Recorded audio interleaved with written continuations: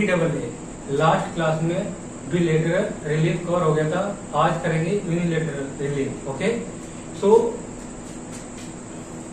एक बार क्या करना, एक बार इस क्लास को देखने से पहले सारा पीछे का रिवाइज कर लेना। ओके, फिर उसके बाद नेक्स्ट प्रोसीड करना। सो आज क्या करेंगे हम, यूनिलेटरल रिलीफ, DTAA यही था ना। और इसमें क्या था, कितने रिलीज, कितने टाइप की रिलीज होते हैं इसमें, बिलेटरल रिलीज, दूसरी कौन सी है, यूनिलेटरल रिलीज। ओके, सो इसमें कौन कौन सा सेक्शन था, सेक्शन 90 और 90A, और इसमें कौन सा सेक्शन, सेक्शन 91। ओके, और इसमें क्या होता था, इसमें दो कंट्री के आपस में बात करती है, सहमत होती है ना, कॉन्ट्रैक्ट होता है उनके बीच में क्या क्या करना चाहिए, और टैक्स अवॉइडेंस के रिगार्डिंग और भी बहुत सारी चीजें, इजंट इट। अब इसमें क्या होता है, जब दो कंट्रीज के बीच में क्या हो, DTA अप्लीकेबल ना हो, मतलब जब DTA ना हो दोनों के बीच में, DTA एग्रीमेंट हो ही ना, तो उस केस में ये वाला सेक्शन अप्लीकेबल होगा, और उसमें इसके थ्रू क्या मिलेगी, एग्जेम्पशन मिलेगी। और एग्जेम्पशन कौन देता है इसमें, जो जहाँ पर क्या रेसिडेंट है वो। ओके, होम कंट्री क्या प्रोवाइड करती है, एग्जेम्पशन प्रोवाइड कराती है उसमें। ओके, सो देखो पहले एक एग्जाम्पल के थ्रू समझते हैं इसमें। ओके, पहले एग्जाम्पल, फिर उसके बाद इसमें लिखाऊंगा कुछ थ्योरीज की। तो देखो, अब ये कराने जा रहा हूँ आज, और एक तो प्रैक्टिकल प्रॉब्लम्स भी कराऊंगा अगर टाइम मिला तो। अब देखो क्या, mister A is a resident, mister A वो रेसिडेंट है, उसकी एज कितनी है, एज है 52 years.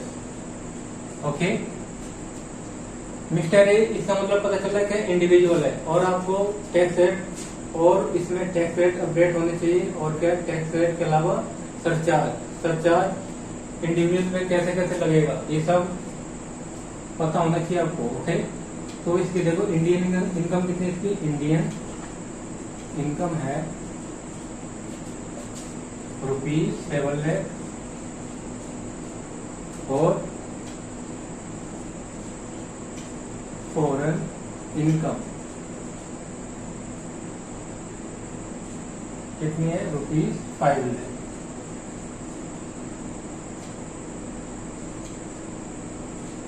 Paid tax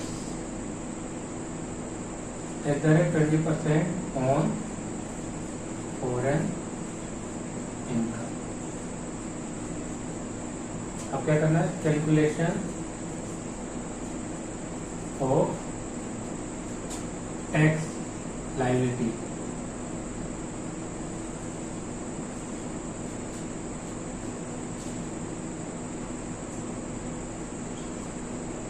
for the assessment year 2022-23। तो इसका मतलब प्रीवियस ईयर का हो जाएगा, इसका प्रीवियस ईयर होगा 2021-22। ओके, तो यहाँ पर क्या है, टैक्स लायबिलिटी निकालनी इसकी। ओके, तो अब क्या करना है, देखो ध्यान से देखना एक बार, फिर उसी को स्टेप से मैं लिखवा दूंगा, वो खुद ही लिख लोगे। फिर उसके बाद क्या, देखो पहले क्या करना है, पहले तो कंप्यूट करनी है टोटल इनकम। क्या कंप्यूट करनी है, टोटल इनकम, टोटल इनकम। तो देखो कितनी है, इंडियन इनकम कितनी है, इंडियन इनकम है 7 लाख, और फॉरेन इनकम कितनी है, फॉरेन इनकम है 5 लाख। ओके, 5 लाख। अब इसका टोटल कर दो, 12 lakh,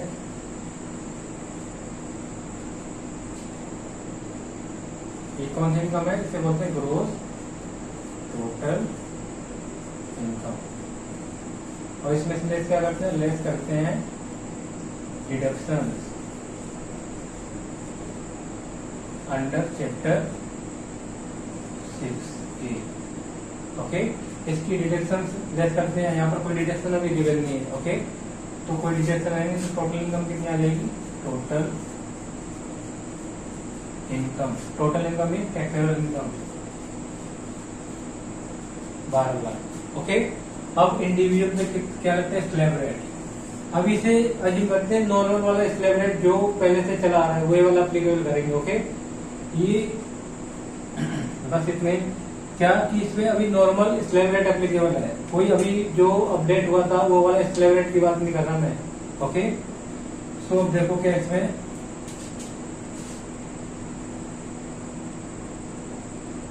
computation of tax liability.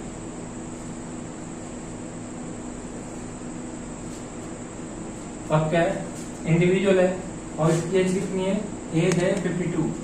तो इसमें क्या है, ये कौन सा है, किस उसमें फॉल कर रहा है। अगर ये 60 साल से कम एज है तो वो कौन सा है, सिटीजन है। ओके, और उसके बाद 60 साल से ऊपर, 60 साल से 80 साल के बीच का है तो कौन है, सीनियर सिटीजन। और उस पर कितना लगता है, नॉर्मली पे कितना लगता है, नॉर्मल लगता है 2.5 लाख। एग्जाम्पशन लिमिट है ना 2.5 लाख, और जब 60 से 80 के बीच में हो जाएगा तो कौन हो जाए, सीनियर सिटीजन। और सीनियर सिटीजन में कितना 3 लाख का टैक्सेबल हो जाए, 3 लाख तक एग्जाम्पशन मिल जाती है उस पर। और उसके बाद कितनी है, सुपर सीनियर सिटीजन है ना, सुपर सीनियर सिटीजन, लेकिन ये बोले नॉर्मल है सिटीजन। तो यहां पर क्या आ जाएगा, on first 2.5 lakh nil, on next 2.5 lakh कितना है, 5%। ओके, तो 5% 2.5 लाख का कितना हो जाएगा, 12,500, 12,500। ऑन नेक्स्ट 5 लाख कितना है, 20%, कितना आ जाएगा, 12,500, ये आ जाएगा 1 लाख। ओके, और इसका क्या है, ऑन बैलेंस,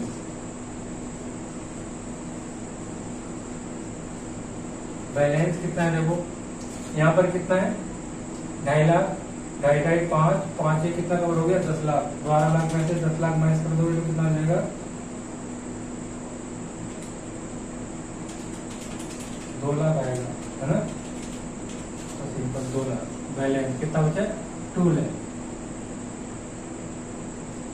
2 लाख पे कितना लगेगा, 30%। तो 30% कितना होगा, 60,000। ओके, क्या कर दो, कितना ऐड कर दो, 12,500 प्लस में 1 लाख प्लस में 60,000,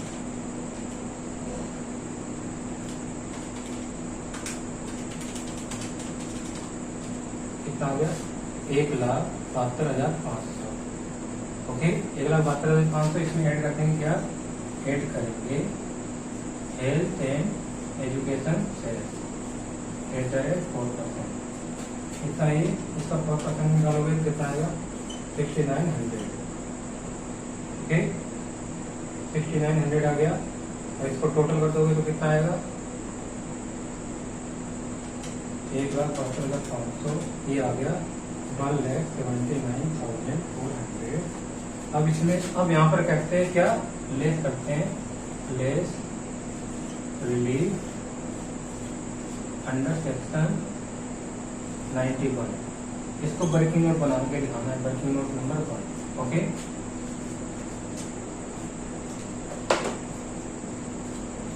वर्किंग नोट नंबर बनाएंगे, यहाँ पर उसको बनाते हैं, इसी में रख कर देता हूँ, यहाँ वर्किंग नोट बना के दिखाना है। देखो वर्किंग नोट 1 क्या बनेगा, देखो पहले निकालना है एवरेज टैक्स, किसका निकालना है? Average tax paid in foreign country. Foreign country का एवरेज टैक्स कितना है वो निकालते हो, कितना है? फॉरेन कंट्री का देखो कितना दिया है, 5 लाख इनकम है, उस पर कितना टैक्स दिया है? 20%। तो उसका एवरेज टैक्स का 20% ही होगा। कोई अदर इनकम, कोई दूसरी अगर फॉरेन की क्या होती, कोई दूसरी कंट्री होती और, ठीक है, तो कैलकुलेट करते अलग से। यहाँ पर सिर्फ क्या है, इनकम है कितनी, 5 लाख, उसी पे टैक्स दे, तो एवरेज टैक्स कितना निकल जाएगा? 20% ही। ओके, तो ये आ गया। अब दूसरा क्या करेंगे, 1, और दूसरा है average tax paid in India. India में होम कंट्री में कितना एवरेज टैक्स पेड किया है, देखो कितना बन रहा है एवरेज टैक्स, कितना निकालो, 1,79,400 एवरेज। टोटल इनकम कितनी है? 12 लाख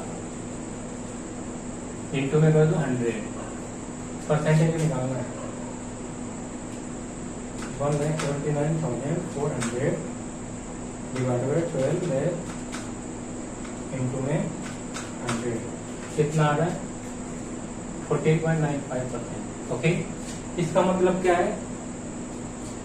अब ध्यान सुनना है, हमें कितना रिलीफ मिलेगा? जो एवरेज टैक्स फॉरेन कंपनी में पेड किया और एवरेज टैक्स जो इंडिया का निकला है, विच एवर इज लोअर, इसमें से जो लोअर होगा उसी का एग्जाम्पशन मिलेगा। क्या मिलेगा? Which ever is lower, which ever is lower. इसमें से लोअर कौन सा है? 14.95%। ओके, तो देखो क्या करना है, 14.95%,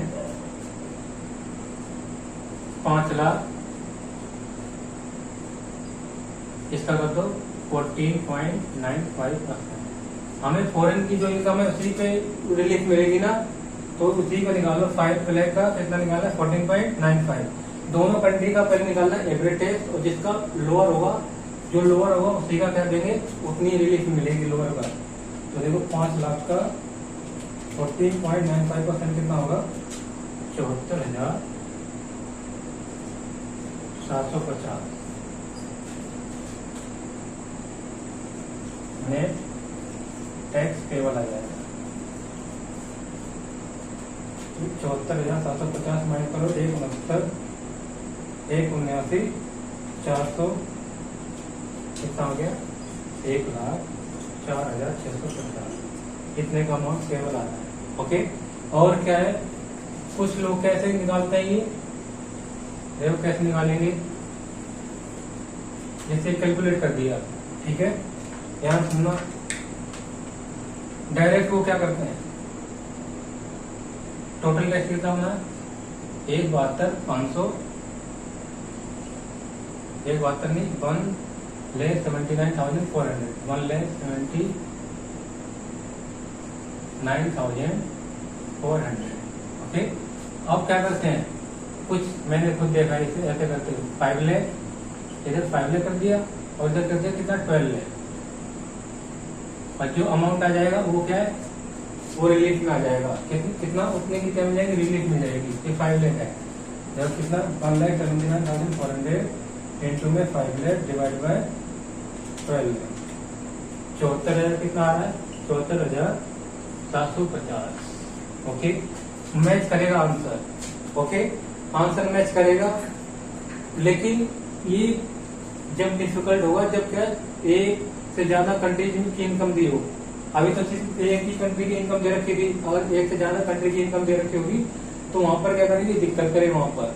तो वहां पर क्या है, तो ये वाला अप्लीकेबल नहीं है, ऐसे कैलकुलेट नहीं करना, ये ध्यान रखना है डायरेक्टली। ओके, तो मैं पहले क्या करना है, एवरेज टैक्स निकालना है दोनों कंट्री का, फिर उसके बाद एवरेज टैक्स निकालने के बाद फिर उसको क्या देना है? एग्जेम्पशन देनी है, उसमें रिलीफ देनी है। ओके, ये ध्यान रखना है, क्योंकि ऐसे ही मेंशन है प्रोविजन में भी। क्या करना है, पहले एवरेज टैक्स निकालना है दोनों का, और उसके बाद क्या करना है, जो भी लोअर है उसमें से जो भी लोअर पेड किया है उसी का क्या मिलेगी? एग्जेम्पशन मिल जाएगी। ओके, सो वीडियो पॉज कर लो, इसे लिख लो, फिर इसमें इसकी थ्योरी लिखवानी है थोड़ी, तो करो जल्दी से। और ये हमेशा ध्यान रखना है, ऐसे मत करना शॉर्टकट में। पहले कहीं टाइम सेंड करने के चक्कर में क्या है, इसके नंबर भी कट जाएंगे, ये भी ध्यान रखना है। तो वीडियो पॉज कर लो, लिख लो।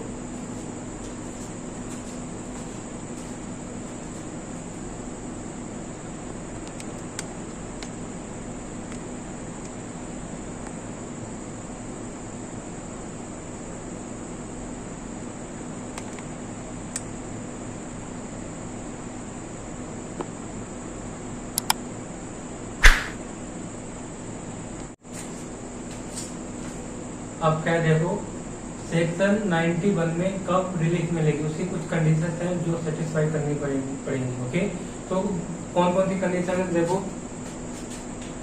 रिलेटेड रिलीफ कंडीशन क्या है,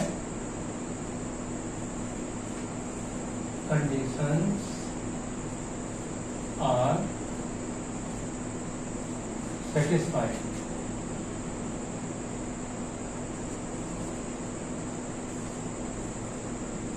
in order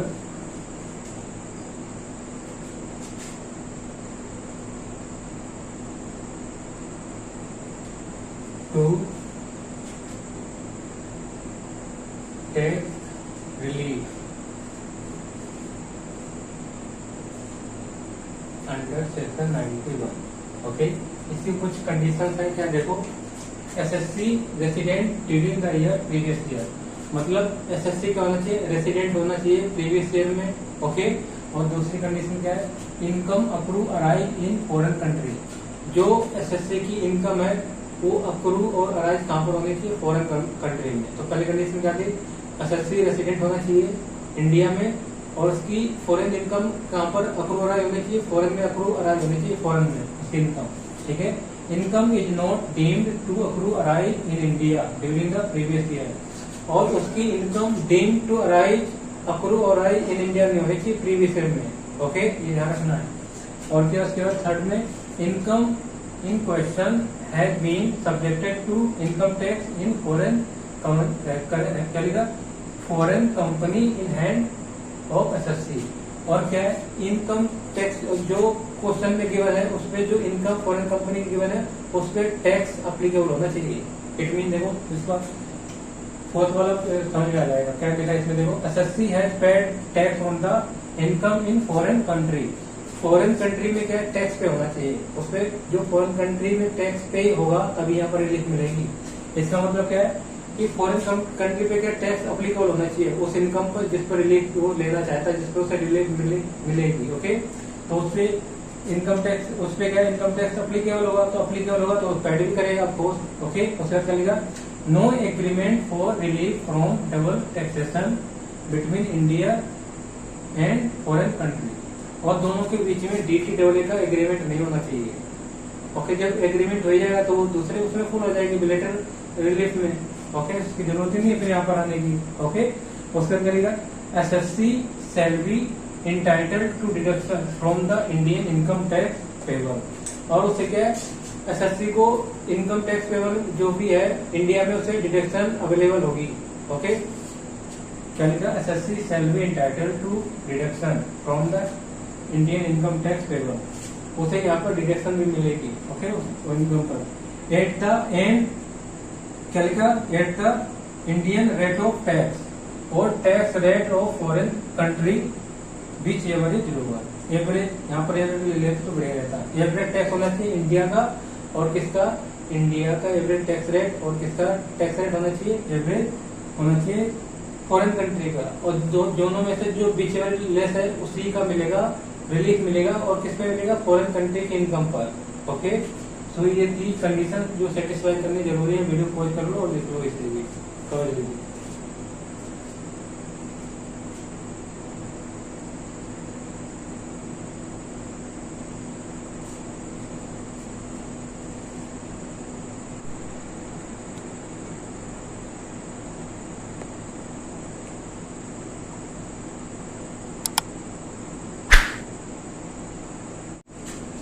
अब इसे मिटा देता हूँ मैं।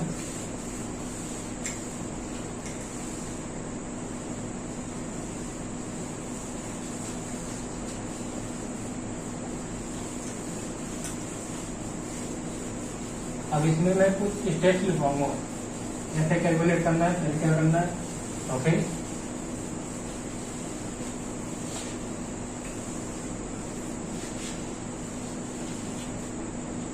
देखो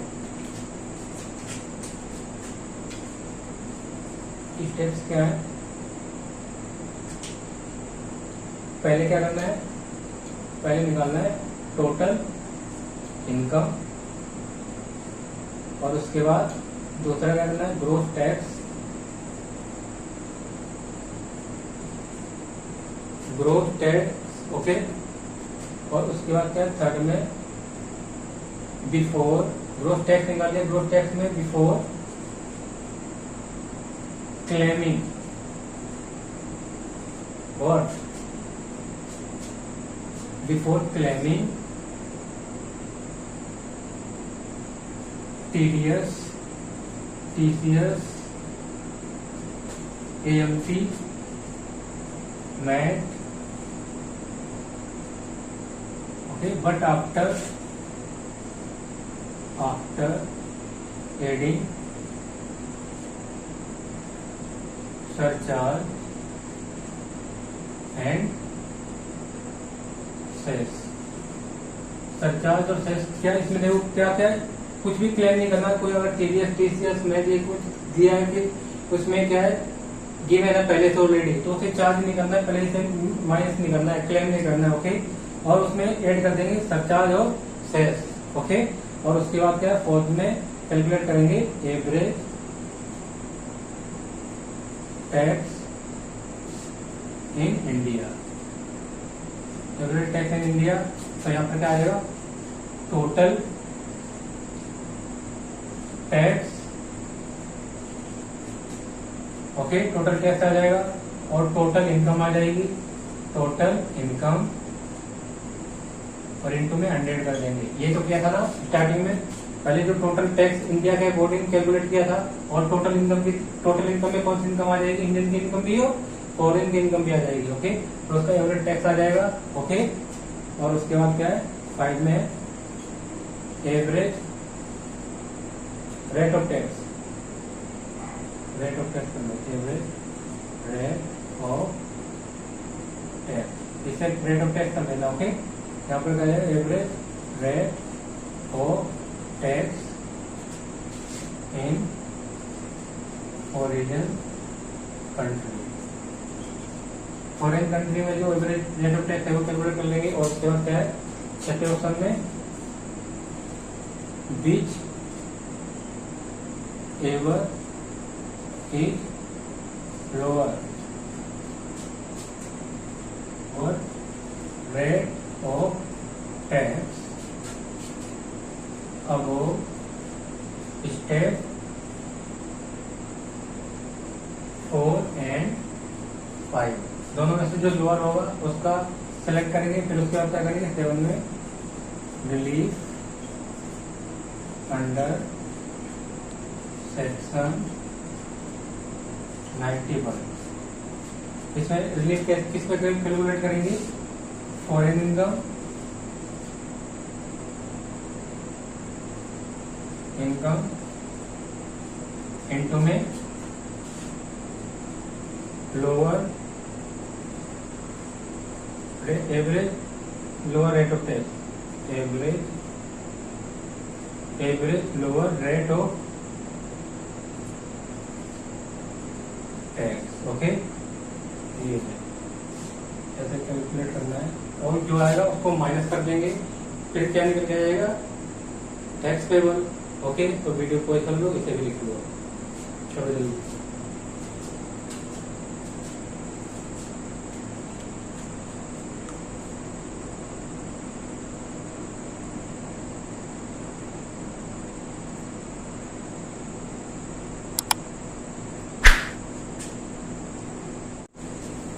अब देखो एक क्वेश्चन करवा देता हूँ यहीं पर, इसका नेक्स्ट क्लास में क्वेश्चन स्टार्ट करेंगे कवर। ओके, प्रैक्टिकल प्रॉब्लम्स, उसमें सीए फाइनल के होंगे और सीए में फाइनल के भी होंगे। ओके, सो एक क्वेश्चन है जो आज की क्लास में करवा देता हूँ। ओके, सो देखो क्या इसमें क्वेश्चन नंबर, देखो क्वेश्चन यहाँ पर देखो साइड ग्राफ पर अपीयर हो रहा होगा, क्या लिखा है, Kalpesh Kumar, a resident individual, is a musician driving income of rupees 7,50,000 from concert performed outside India, and tax of rupees 1 lakh was deducted at source in country where the concert were performed. क्या लिखा है देखो, कल्पेश है वो resident India है और उसका musician driving income, उसके म्यूजिशियन है, उसकी इनकम फॉरेन कंट्री में क्या हुआ, उसने कंसर्ट किया और वहाँ पे उसे कितनी 7,50,000 की इनकम और मिली उस पर, और उस पर टीडीएस एप्लीकेबल हुआ कितना,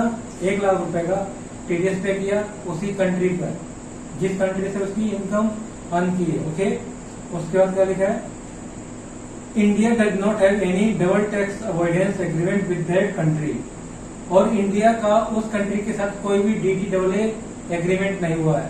अब DDAA एग्रीमेंट नहीं हुआ तो कौन सा सेक्शन एप्लीकेबल हो जाएगा, सेक्शन 91। और उसके बाद क्या लिखा, his income in India amounted to rupees 30 lakh, compute tax liability of Kalpesh Kumar for assessment year 22-23 की उसकी क्या निकालनी है, टैक्स लायबिलिटी निकालनी है। Assuming he has deposited 1,50,000 public provident fund. Okay, PF में इसने कितने डिपॉजिट कर दिए, 1,50,000, इसका मतलब 80C में इसकी डिडक्शन मिल जाएगी, और उसमें मैक्सिमम डिडक्शन कितनी है, 1,50,000 की है। ओके, और उसके बाद क्या लिखा, paid medical insurance premium in respect of his father resident in India, age कितनी है, 65 ईयर, ₹52,000। अब क्या है, इन्होंने क्या मेडिकल इंश्योरेंस प्रीमियम लिया हुआ है अपने पापा के लिए, उनकी एज कितनी है, 65 है, सीनियर सिटीजन है। और 80D में क्या है, अगर कोई सीनियर सिटीजन उनके लिए कोई भी क्या लेते हैं, मेडिकल इंश्योरेंस लेते हैं, उस पर कितने का डिडक्शन एप्लीकेबल है, 80D के अंदर 50,000 का, और यहाँ पर 52 दे रखा है, तो मैक्सिमम 50,000 का हम क्या कर सकते हैं, डिडक्ट कर सकते हैं। ओके, उसके बाद लिखा, assume that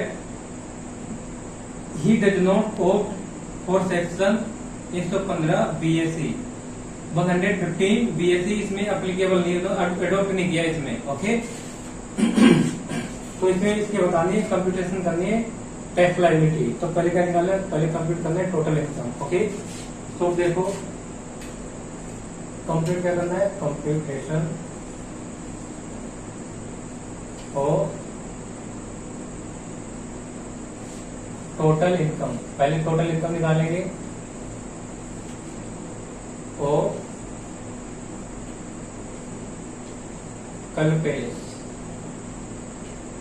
for the assessment year 2022-23। Okay, आधा ले लेते हैं, आप उधर टैक्स लायबिलिटी कैलकुलेट कर देंगे। अब देखो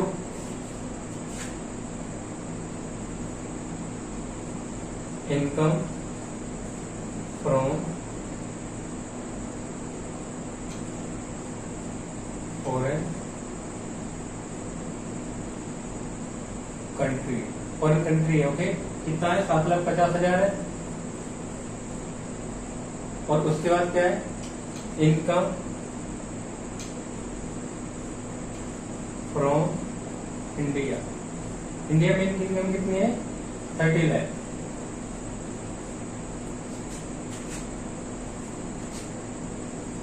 ग्रोस टोटल इनकम कितनी हो गई, 37,50,000। ये सी फाइनल का एस्टिमेट का है क्वेश्चन। ओके, और इसमें से लेस क्या कर देंगे, लेस कर देंगे डिडक्शन अंडर चैप्टर 6A की डिडक्शन माइनस कर देंगे। इसमें 80C की डिडक्शन कितनी है, इंश्योरेंस की, प्रोविडेंट फंड की, पीएफ की है ना, पीएफ की कितनी है, 1,50,000, और मैक्सिमम कितनी हम क्लेम भी कर सकते हैं। और 80D में कितनी है, 80D में है इंश्योरेंस की, मेडिकल इंश्योरेंस, इस फादर अपने को आपा के लिए लिया है, उसमें कितना है, 52 है, लेकिन मैक्सिमम कितनी ले सकते हैं, 50,000। ओके, अब इसके बाद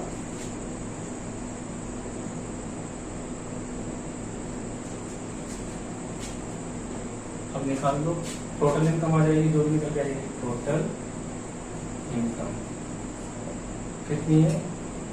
7,50,000 माइनस करो 1,50,000 माइनस 50, 35,50,000।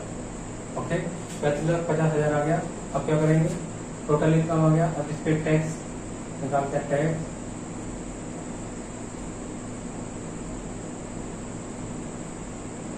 यहाँ पर निकालते हैं tax, calculation of tax liability, heading डालनी पड़ेगी, calculation of tax liability for the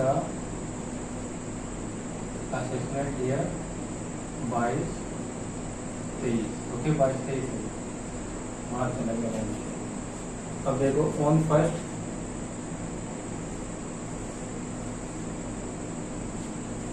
question में कहीं ये गिवन नहीं है कि इसकी एज कितनी है, तो नॉर्मल एज क्या मानेंगे?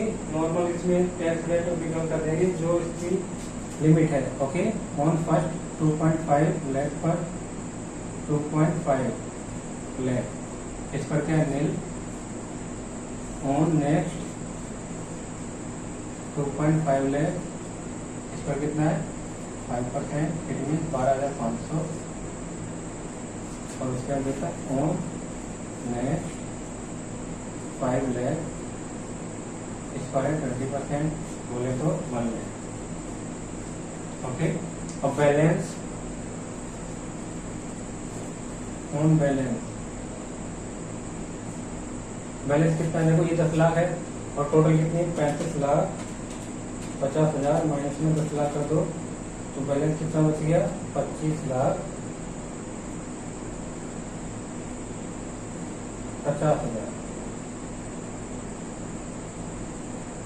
ओके, इस पर करो 30% कितना आएगा?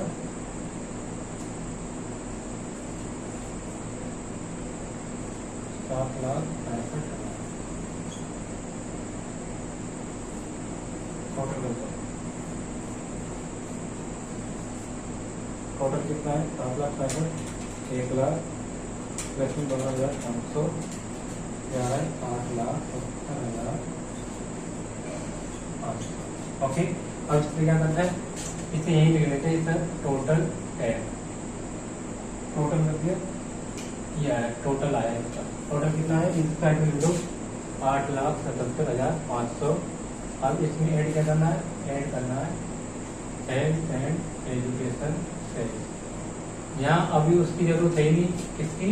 सेस की, सरचार्ज की, सॉरी सरचार्ज की जरूरत होगी तो सरचार्ज अप्लीकेबल कर देंगे, इसके ऊपर ऐड कर देंगे। ओके, तो सेस कितना है? एजुकेशन सेस 1% निकाल इसका 35,100, ऐड कर दो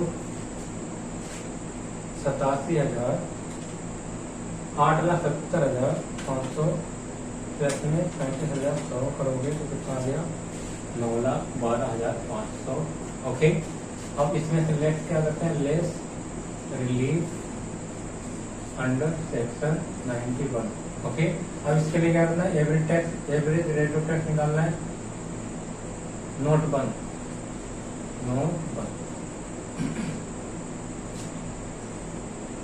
एवरेज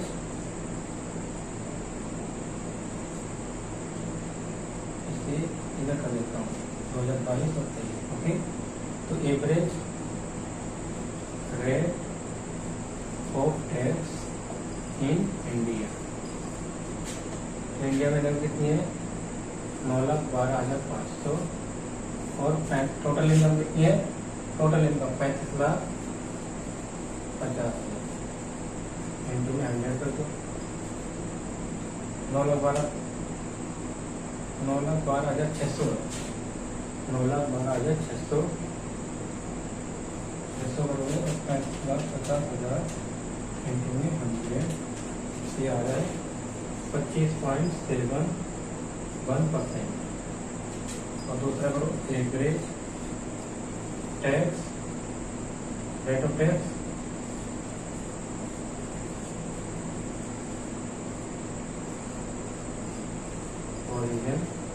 कंट्री, बोले तो आउटसाइड इंडिया। देखो उसकी इनकम कितनी थी 7,50,000, उस पर डीडक्ट कितना लगा था 1 लाख का। 1 लाख डिवाइड बाय 7,50,000 इंटू में 100।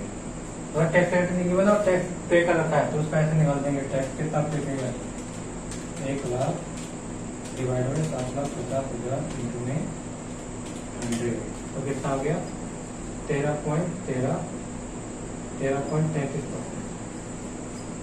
ओके, तो इसमें से बीच केवल लोअर वाला आ जाएगा, बीच केवल इज लोअर। लोअर कौन सा है बी वाला।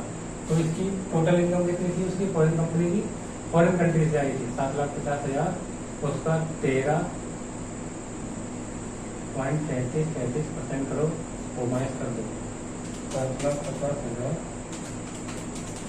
इसमें 13.33% करोगे कितना है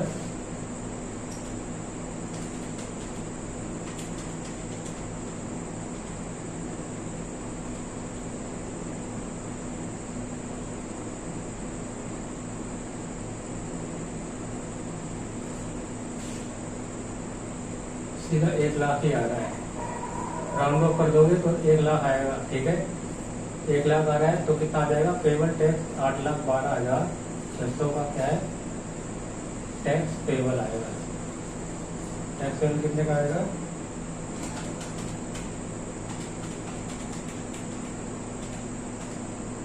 ठीक है 8,12,600।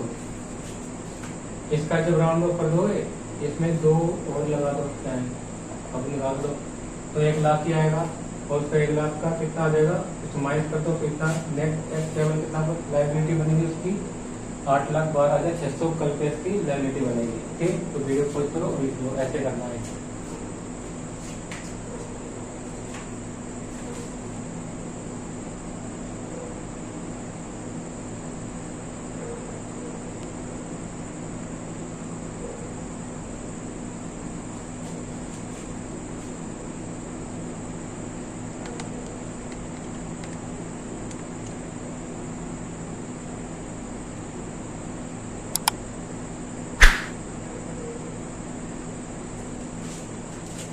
So, I think it is enough for today. In next class, I will cover some more practical problems related to DTAA.